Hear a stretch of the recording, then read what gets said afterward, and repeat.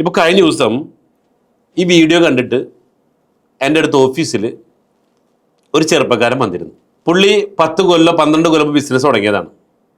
Business തുടങ്ങിയത് കൂടുതൽ പൈസ ഉണ്ടാക്കാൻ വേണ്ടിയിട്ടാണ്. പക്ഷെ ഇന്ന് പുള്ളി 2.5 കോടി ലയബിലിറ്റിയിലാണ്. പുള്ളിയെ സംബന്ധിച്ച് 2 ഓപ്ഷൻ ഉള്ളത്. 1 നാട് വിടാം, 2 സൂയിസൈഡ് ചെയ്യാം. വേറെ ഓപ്ഷൻ മുമ്പിലില്ല. ഞാൻ പുള്ളിയോട് പറഞ്ഞു, ഒരു കാരണവശാലും പേടിക്കേണ്ട, പ്രതിവിധി പറഞ്ഞുതരാം. അങ്ങനെ സൊല്യൂഷൻ പറഞ്ഞു കൊടുത്തു. ഇന്ന് പുള്ളി എൻ്റെ കൂടെ ഉണ്ട് കേട്ടോ, ഇവിടെ വന്നിട്ട് ഇവിടെ ഓക്കെ പറഞ്ഞു വന്നെന്ന് വെച്ച് കഴിഞ്ഞാൽ, 1 ആ കടത്തെ മാനേജ് എന്തൊക്കെ ചെയ്യാൻ പറ്റും. ഇവിടെ ആളുകൾക്ക് അറിയാത്ത 3 കാര്യങ്ങളാണ്. How to make more money, എങ്ങനെ കൂടുതൽ പൈസ ഉണ്ടാക്കാൻ അറിയില്ല. ഉണ്ടാക്കാം, ഒരു മാസം 50,000 1 ലക്ഷം. ഇത് കൂടുതൽ ഉണ്ടാക്കാൻ ആളുകൾക്ക് അറിയില്ല. 2 ഹൗ ടു മാനേജ്, വന്ന പൈസയെ മാനേജ് ചെയ്യാൻ അറിയില്ല. 3 ഹൗ ടു മൾട്ടിപ്ലൈ, വന്ന പണത്തെ ഇരട്ടിപ്പിക്കാൻ അറിയില്ല. ഈ 3 കാര്യങ്ങൾ പഠിച്ചാണ്ടല്ലോ ഇത് വേറെ ലെവലാണ്.